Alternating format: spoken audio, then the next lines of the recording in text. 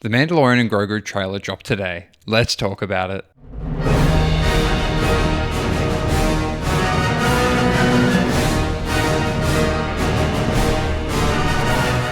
So, my first impressions of this trailer is that it feels like a real movie.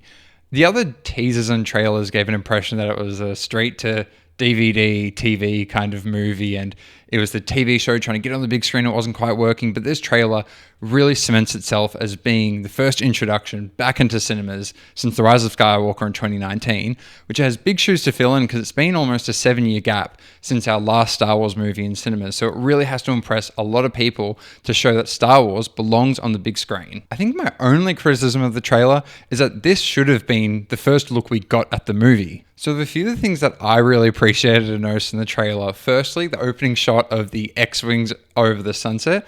It obviously is a callback to in The Force Awakens when the TIE fighters are in front of the sunset in front of Maz Kanata's castle, which apparently refers to Apocalypse Now, which I haven't seen that movie, but apparently it's connected to that. And then we get a brief cameo from Martin Scorsese, so it's a bit interesting how he called Marvel movies theme park rides, but apparently Star Wars movies are official and legit enough for him to appear in. One other thing I noticed was this Imperial guy up on the screen right now. I remember when I first saw him, I was thinking, I know you from somewhere, I've seen you somewhere before.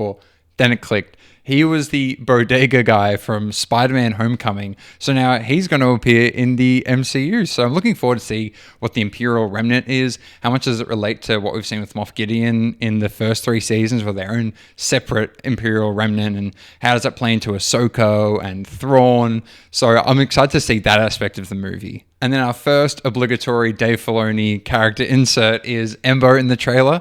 It looks like Embo is going to Mando's house from the end of season 3. So interested to see if that's a confrontation they have there, because the dialogue they have over Embo, I can't tell if it's for Embo or if it's for one of the 2 huts that Mando is talking to. So he might be there as a friend or foe. And a smaller moment that I appreciated quite a bit when Grogu was going through the hollowed tree, he was using a cane that looks a lot like Yoda's, a nice little connection and callback. And of course, with the success of Baby Yoda, we have got our first official Baby Rodian.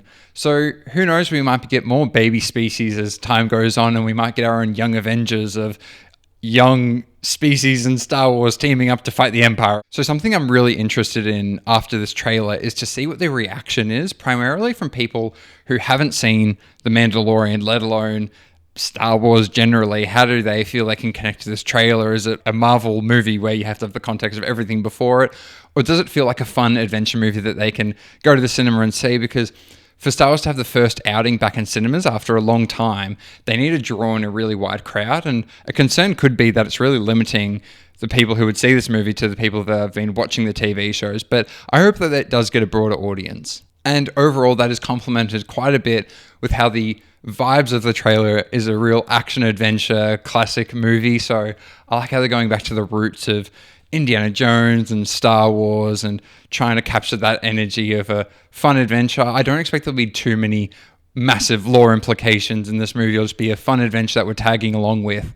But I think it'll be a step up from what we've seen in the TV shows. So those are pretty much my thoughts on the Mandalorian and Grogu trailer.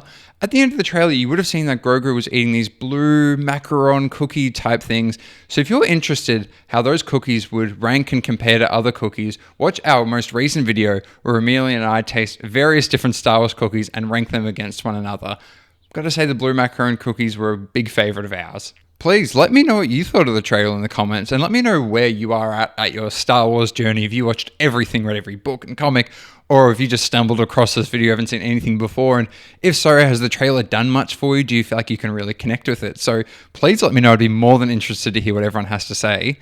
But once again, thank you for watching Cast of the Wills. May the podcast be with you. Bye.